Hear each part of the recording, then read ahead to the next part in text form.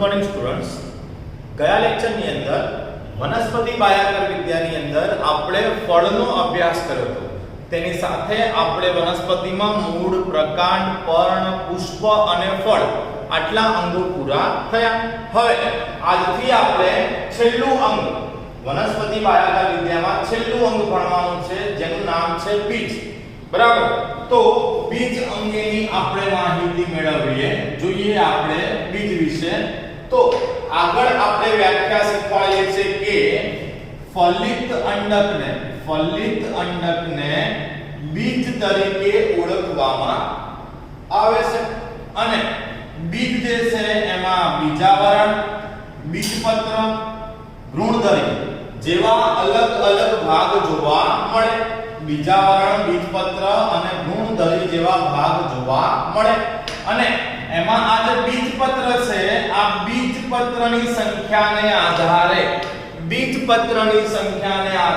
બીજને બે ભાગમાં વહેંચવામાં આવે છે. બીજના બે પ્રકાર પડે. બીજપત્રની સંખ્યાને આધારે બીજના બે પ્રકાર પડે.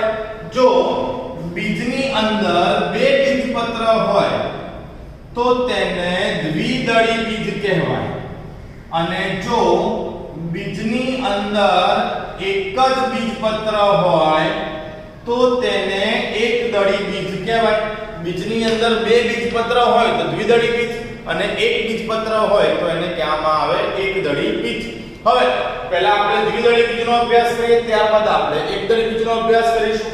તો અહીંયા તમને દ્વિદળી બીજ દર્શાવેલું છે. બરાબર? અહીંયા આપણે દ્વિદળી બીજ જે છે એની આકૃતિ આપી છે, અને આ દ્વિદળી બીજ જે છે એનો છેદ અહીંયા આપણે દર્શાવેલો છે. બરાબર? આ જે અનુપ્રસ્થ છેદ છે એની અંદર આપણે બીજના વિસ્તાર જોઈએ તો આ જે બહારનો ભાગ છે આને કહેવામાં આવે બાહ્ય બીજાવરણ. આને કહેવાય બાહ્ય બીજાવરણ. આ જે અંદરનો ભાગ છે એને કહેવાય અંતઃ બીજાવરણ. એને કહેવામાં આવે અંતઃ બીજાવરણ. બરાબર? અહીંયા જોઈએ તો જે બીજાવરણ છે, બીજાવરણની અંદર એક ડાઘ અથવા તો ચાઠા જેવો વિસ્તાર જોવા મળે. આ વિસ્તારને નાભી અથવા તો બીજ કેન્દ્ર કહેવાય. અને નાભી કે બીજ કેન્દ્રની ઉપરની તરફ છિદ્ર હોય જેને બીજ છિદ્ર તરીકે ઓળખવામાં આવે.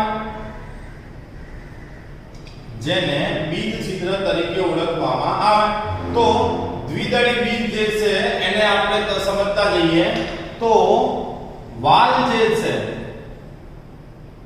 વાલ એ લાક્ષણિક દ્વિદળી બીજનું ઉદાહરણ છે. વાલ એ લાક્ષણિક દ્વિદળી બીજનું ઉદાહરણ છે. હવે બીજમાં આપણે પહેલો વિસ્તાર કયો જોઈ રહ્યા છીએ? બીજાવરણ. તો આપણે વાત કરીએ બીજાવરણની. બીજાવરણ એટલે બીજની ફરતે રહેલું આવરણ. બીજાવરણ એટલે બીજની ફરતે રહેલું આવરણ. આ બીજની ફરતે રહેલું આવરણ જે છે એને બીજાવરણ કહે છે. હવે બહારની તરફ બીજાવરણની અંદર પણ જે બહારની તરફનું બીજાવરણ છે એને કહેવામાં આવે બાહ્ય બીજાવરણ. બહારની તરફ જે બીજાવરણ છે એને કહેવાય બાહ્ય બીજાવરણ. અને જે અંદરની તરફનું બીજાવરણ છે, અંદરની તરફનું બીજાવરણ, આ અંદરની તરફનું બીજાવરણ એને અંતઃ બીજાવરણ કહેવાય. બહારની બાજુ બાહ્ય બીજાવરણ અને અંદરની બાજુ કયું બીજાવરણ જોઈએ આપણને? અંતઃ બીજાવરણ જે છે એ જોવા મળે છે. આ જે અંતઃ બીજાવરણ છે તે ડાઘ અથવા ચાટું ધરાવે જેને બીજ કેન્દ્ર કહેવાય. અંતઃ બીજાવરણ,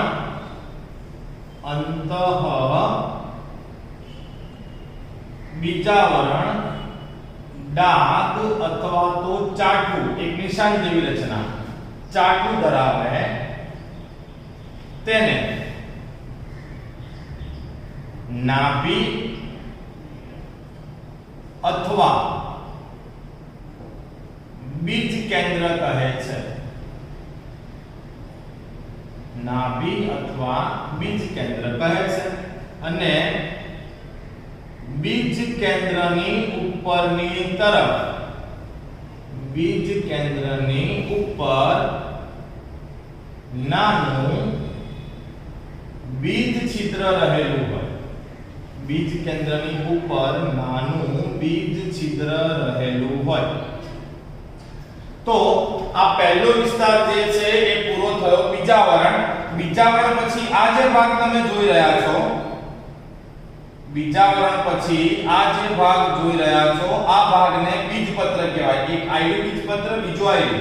એટલે એમ અહીંયા આપણને બે મોટા માંસલ બીજપત્ર જોવા મળે. તો હવે જોઈએ આપણે બીજપત્ર. બીજપત્ર દ્વિદળી બીજ છે એટલે દ્વિદળી બીજમાં આપણને બે મોટા બીજપત્ર જોવા મળે. તો અહીંયા લખી દઈએ કે બીજપત્ર જે છે બે હોય, મોટા કદના હોય અને ખોરાક સંગ્રહી હોય. મતલબ કે ખોરાકનો સંગ્રહ બીજપત્રમાં જ થાય અને આ બીજપત્રો દ્વારા આ જ બીજપત્ર અંદર વિકસતા ભ્રૂણને પોષણ આપે. બીજની અંદર વિકસતા ભ્રૂણને પોષણ આપે. હવે સમજો કે અહીંયા અંદર જે ભ્રૂણનો વિકાસ થવાનો છે એ ભ્રૂણને પોષણ કોણ આપી રહ્યું છે? બીજપત્ર. અલગ કોઈ વિસ્તાર નથી. ઘણી બધી વનસ્પતિના બીજ એવા હોય કે જેની અંદર બીજને અંદર જે ભ્રૂણ હોય એ ભ્રૂણના પોષણ માટે, બીજની અંદર રહેલા ભ્રૂણના પોષણ માટે એક આખો અલગ વિસ્તાર હોય. તો એ વિસ્તારને ભ્રૂણકોષ કહેવાય. પણ અહીંયા તો પોષણ કોણ આપશે? બીજપત્ર. એટલે ભ્રૂણકોષ હાજર નથી. ભ્રૂણકોષ મતલબ ભ્રૂણને પોષણ આપવા માટે આવેલો અલગ વિસ્તાર. તો અહીંયા તો પોષણ આપવાનું કામ બીજપત્ર કરે છે. તો બીજપત્ર દ્વારા પોષણ પ્રાપ્ત થાય મતલબ કે અલગ કોઈ વિસ્તાર એટલે કે ભ્રૂણકોષ. આ ભ્રૂણકોષ જે છે એ ગેરહાજર હોવાથી બીજપત્ર જે છે એ ભ્રૂણને પોષણ આપે એટલે કે ભ્રૂણકોષ ગેરહાજર હોય. આ ભ્રૂણકોષ ગેરહાજર હોવાથી દ્વિદળી બીજ જે છે એને અભ્રૂણકોષી બીજ પણ કહે છે. દ્વિદળી બીજ જે છે તેને અભ્રૂણકોષી બીજ પણ કહે છે. તો બે મોટા માંસલ બીજપત્રો હોય, ખોરાકનો સંગ્રહ કરે. હવે બીજપત્ર અંદર વિકસતા ભ્રૂણને પોષણ આપે. એટલે હવે આપણે ભ્રૂણની વાત કરીએ. ભ્રૂણ અથવા તમે એને ભ્રૂણધરી કહી શકો. તો જો આ બીજ જે છે આ બીજની અંદર ભ્રૂણનો વિકાસ થાય. અહીંયા અંદરની તરફ આ રીતે ભ્રૂણનો વિકાસ થાય. જેમ કે આને આપણે ભ્રૂણધરી કહી દઈએ. હવે આ જે ભ્રૂણ છે આ ભ્રૂણનો અગ્ર છેડો, આને ભ્રૂણાગ્ર કહેવાય. અને ભ્રૂણનો પશ્વ છેડો એને ભ્રૂણમૂળ કહેવાય. આપણે આગળ ભણી ગયા કે ભ્રૂણમૂળમાંથી મૂળનું સર્જન થાય અને ભ્રૂણાગ્ર જે છે તેમાંથી પ્રરોનું સર્જન થાય. તો ભ્રૂણની વાત કરીએ કે બીજની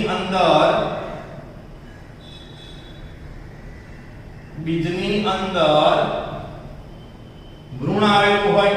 હવે ભ્રૂણનો અગ્ર છેડો એને ભ્રૂણાગ્ર અથવા બીજો એક શબ્દ આપણે પ્રયોગ કરતા હતા આદિસ્કંદ. ભ્રૂણાગ્ર અથવા તો આદિસ્કંદ કહેવાય. અને આ જે ભ્રૂણાગ્ર છે આ ભ્રૂણાગ્રમાંથી પ્રરોનું સર્જન થાય. પ્રરો એટલે કે વનસ્પતિનો હવાઈ વિસ્તાર. ચલો તો આ વાત પતી ગઈ ભ્રૂણાગ્રની. પછી ભ્રૂણનો પશ્વ એટલે કે નીચેનો છેડો એને ભ્રૂણમૂળ કહેવાય. તો અહીંયા લખીએ આપણે કે ભ્રૂણનો પશ્વ છેડો ભ્રૂણમૂળ કહેવાય. ભ્રૂણમૂળ માટે બીજો શબ્દ પ્રયોગ થાય આદિમૂળ. અને આ જે ભ્રૂણમૂળ કે આદિમૂળ છે એમાંથી મૂળ તંત્ર સર્જાય, એટલે કે ભ્રૂણમૂળમાંથી મૂળ તંત્રનું સર્જન થાય. ભ્રૂણમૂળ જે છે તેમાંથી મૂળ તંત્રનું સર્જન થાય છે. તો આ ભ્રૂણાગ્ર પણ પતી ગયું, ભ્રૂણમૂળ બી પતી ગયું. અહીંયા આપણે એક વસ્તુ યાદ રાખવાની કે ભ્રૂણાગ્ર જે છે એના રક્ષણ માટે બે અત્યંત નાના કદના પર્ણ રહેલા હોય. બરાબર, તો અહીંયા એ પણ આપણે લખી દઈએ. અહીંયા લખીએ છે અલગથી યાદ રાખજો કે ભ્રૂણાગ્ર બે નાના પર્ણ વડે રક્ષાયેલું હોય. ભ્રૂણાગ્ર જે છે એ બે નાના પર્ણ વડે રક્ષાયેલું હોય. એ સિવાય અહીંયા બીજા બે શબ્દો આપણે સમજવાના છે. બે શબ્દો છે, એક ઉપરાક્ષ અને બીજો શબ્દ છે અદ્રાક્ષ. ઉપરાક્ષ અને અદ્રાક્ષ. તો જોઈએ આપણે પહેલો શબ્દ આપણે સમજીએ ઉપરાક્ષ. પહેલો શબ્દ આપણે કયો સમજીએ? ઉપરાક્ષ. ઉપરાક્ષ એટલે કે ઉપરની અક્ષ. તો ઉપરાક્ષ કોને કહેવાય? ભ્રૂણાગ્ર અને બીજપત્ર આ બંનેનું સંપર્ક સ્થાન. ભ્રૂણાગ્ર જેમ કે અહીંથી ભ્રૂણાગ્ર શરૂ થાય અને આ બીજપત્ર સાથે અહીંયા જોડાણ છે, તો આ ભાગ થઈ ગયો ઉપરાક્ષ. એ જ રીતે ભ્રૂણમૂળ અને બીજપત્ર એનું જોડાણ સ્થાન એને કહેવામાં આવે અદ્રાક્ષ. તો ઉપરાક્ષ એટલે ભ્રૂણાગ્ર અને બીજપત્રનું સંપર્ક સ્થાન અને અદ્રાક્ષ એટલે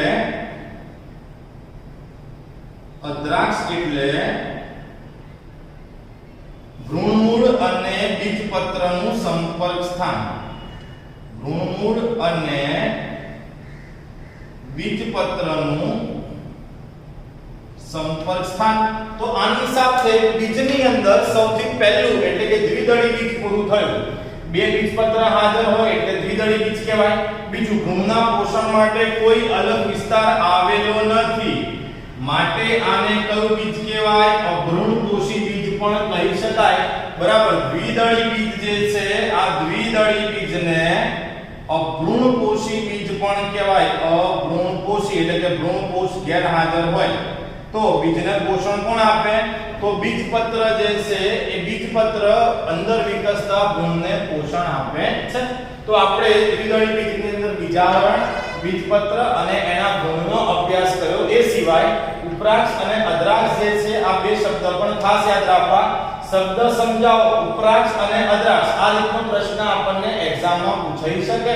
તો આની સાથે આપણું દ્વિદળી બીજ જે છે તે પૂરું થયું. તો વિદ્યાર્થી મિત્રો, દ્વિદળી બીજ બાદ હવે લાક્ષણિક એકદળી બીજનો અભ્યાસ કરીએ.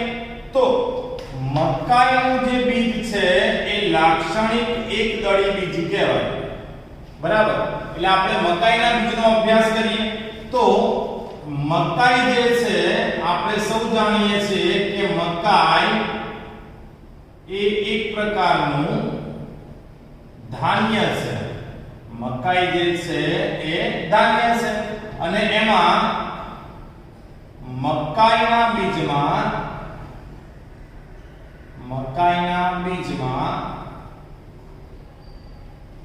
બીજાવરણ, મકાઈના બીજમાં બીજાવરણ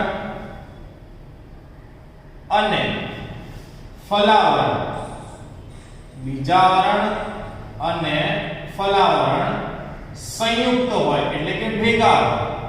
બીજાવરણ અને ફલાવરણ સંયુક્ત હોય જેને તુષ કહે છે. બીજાવરણ અને ફલાવરણ સંયુક્ત રીતે હોય તો એને તુષ તરીકે ઓળખવામાં આવે છે. હવે અહીંયા આપણે લાક્ષણિક મકાઈનો બીજ સમજાવ્યો છે જે ઉપરથી પહોળો અને નીચેથી સાંકડો હોય, જેની અંદર ભ્રૂણ રહેલું હોય, ભ્રૂણના પોષણ માટે અલગ વિસ્તાર આવેલો હોય, ભ્રૂણના પોષણ માટે આવેલો અલગ વિસ્તાર જે છે એ ભ્રૂણકોષ તરીકે ઓળખવામાં આવે, એને ભ્રૂણકોષ તરીકે ઓળખવામાં આવે.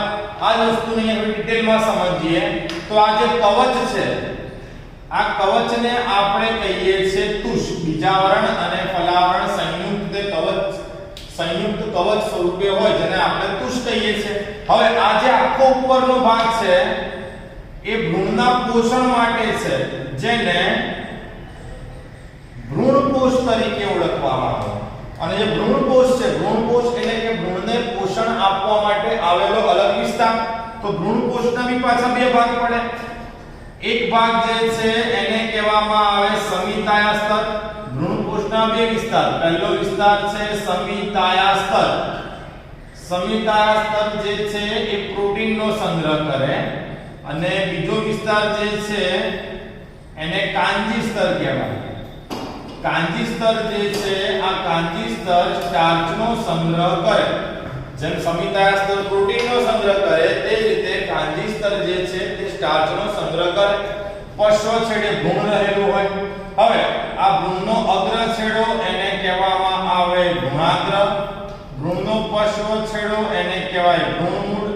ભ્રૂણાગ્રના રક્ષણ માટે અલગથી વિસ્તાર હોય જેને ભ્રૂણાગ્ર ચોલ કહેવાય, અને ભ્રૂણમૂળ માટે જે રક્ષણની વ્યવસ્થા છે એને ભ્રૂણમૂળ ચોલ કહેવાય. આ વનસ્પતિમાં અહીં આ એક જ બીજપત્ર જોવા મળે. આ જે દર્શાવ્યું આપણે બ્લેક કલરનું એ છે બીજપત્ર.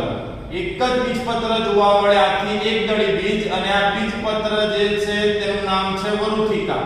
એટલે કે બીજપત્રને વરુથિકા તરીકે ઓળખવામાં આવે. તો આ સંપૂર્ણ એક દળી બીજ જે છે એની આકૃતિ, નામ નિર્દેશન વાળી આકૃતિ થઈ. હવે સમજીએ આપણે. તો એક દળી બીજ સમજાવો. એમાં ઉદાહરણ તરીકે આપણે મકાઈનું બીજ પસંદ કરો તો મકાઈ એ ધાન્ય છે. મકાઈના બીજની અંદર બીજાવરણ અને ફલાવરણ સંયુક્ત કવચ સ્વરૂપે હોય જેને તુષ તરીકે ઓળખવામાં આવે. હવે અહીંયા આપણે લખતા જઈએ.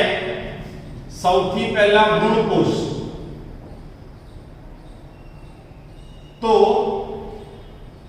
મકાઈના બીજની અંદર ભ્રૂણના પોષણ માટે અલાયદો એટલે કે એક અલગ વિસ્તાર રહેલો હોય જેને આપણે ભ્રૂણકોષ કહીએ છીએ, જે અહીંયા હાજર હોય.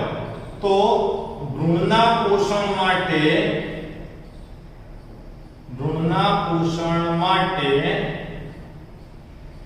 ભ્રૂણકોષ હાજર, અને ભ્રૂણકોષ હાજર હોવાથી ભ્રૂણના પોષણ માટે ભ્રૂણકોષ હાજર હોવાથી તેને ભ્રૂણકોષી બીજ કહે છે. તેને શું કહીએ છીએ આપણે? ભ્રૂણકોષી બીજ કહે છે. હવે ભ્રૂણકોષ જે છે મતલબ કે ભ્રૂણના પોષણ માટે રહેલી રચના. આ ભ્રૂણકોષ બે વિસ્તારમાં વિભાજિત થાય. ભ્રૂણકોષ બે વિસ્તારમાં વિભાજિત થયેલો હોય.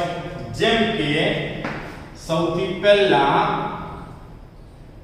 ભ્રૂણકોષનો એ વિસ્તાર જે પ્રોટીનનો સંગ્રહ કરે છે, એટલે કે પ્રોટીનનો સંગ્રહ કરતો વિસ્તાર, જેને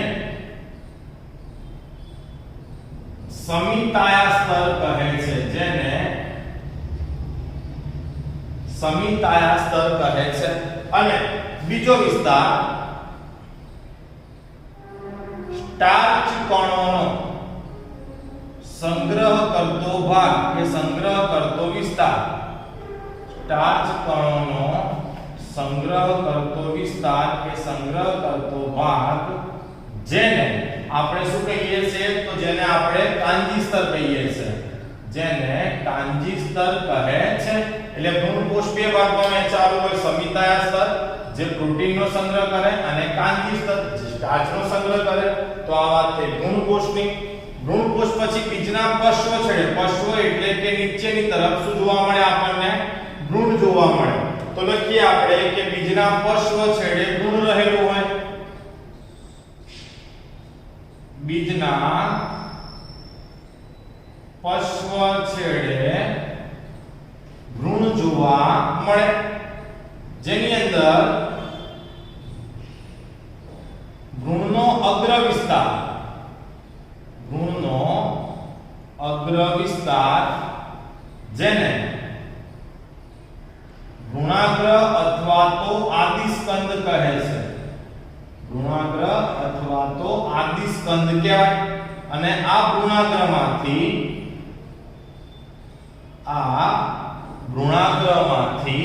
શેનું સર્જન થાય? તો પ્રરોહ તંત્રનું સર્જન થાય.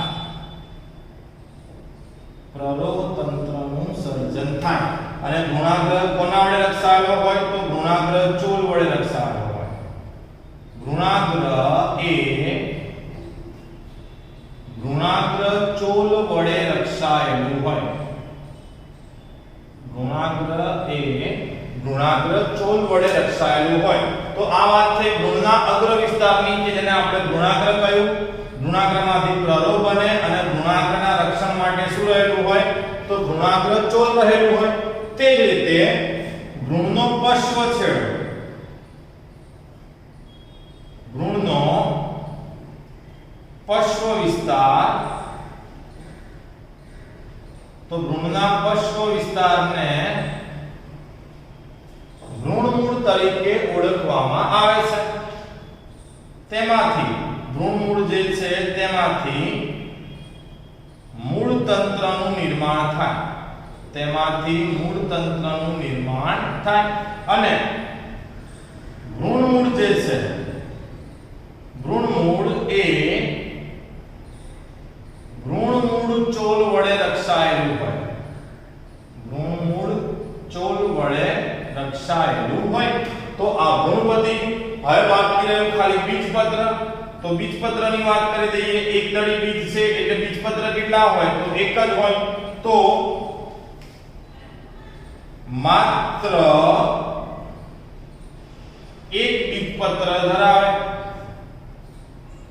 જે ઢાલ આકારનું હોય. એક બીજપત્ર ધરાવે જે ઢાલ આકારનું હોય તેને એટલે કે બીજપત્રને વરુથિકા કહે છે.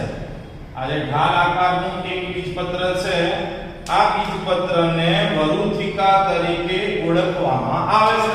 તો આની સાથે આ પતી ગયું આપણું એકદળી બીજ. એમાં બીજા શૃંખલાવરણ કવચ સ્વરૂપે અતુષ કહેવાય. ભ્રૂણના પોષણ માટે અલગ વિસ્તાર એટલે ભ્રૂણકોષી બીજ. એક જ બીજપત્ર ધરાવે એટલે નામ શું પડ્યું? એકદળી બીજ. ભ્રૂણકોષના બે ભાગ પડે, સમિતાય સ્તર અને કાંજી સ્તર. સમિતાય સ્તર પ્રોટીનનો સંગ્રહ કરે, કાંજી સ્તર જે છે તે સ્ટાર્ચનો સંગ્રહ કરે. પશ્વ છેડે ભ્રૂણ રહેલું હોય. ભ્રૂણનો અગ્રભાગ ભ્રૂણાગ્ર કહેવાય. પશ્વ છેડો ભ્રૂણમૂળ કહેવાય. ભ્રૂણાગ્રમાંથી પ્રરોહનું નિર્માણ થાય અને ભ્રૂણાગ્ર જે છે એ ભ્રૂણાગ્ર ચોલ વડે રક્ષાયેલું હોય. જ્યારે ભ્રૂણમૂળ જે છે એમાંથી મૂળતંત્રનું સર્જન થાય અને ભ્રૂણમૂળ જે છે તે ભ્રૂણમૂળ ચોલ વડે રક્ષાયેલું હોય. એક જ બીજપત્ર જોવા મળે, ઢાલ આકારનું હોય, જેને વરુથિકા તરીકે ઓળખવામાં આવે. તો આની સાથે આપણે વનસ્પતિમાં બીજ જે છે તે પણ પૂરું થયું. એટલે કે આ ચેપ્ટરની અંદર બધા જ અંગો જેમ કે મૂળ, પ્રકાંડ, પર્ણ, પુષ્પ, ફળ અને બીજ એ આપણે પૂરા કર્યા. હવે આ ચેપ્ટરના અંતની અંદર આપણને વનસ્પતિના ત્રણ કુળ ફેબેસી, સોલેનેસી અને લિલિએસી આવા ત્રણ કુળ ભણવા માટે આપ્યા છે, જેનો આપણે આવતા લેક્ચરથી અભ્યાસ કરીશું.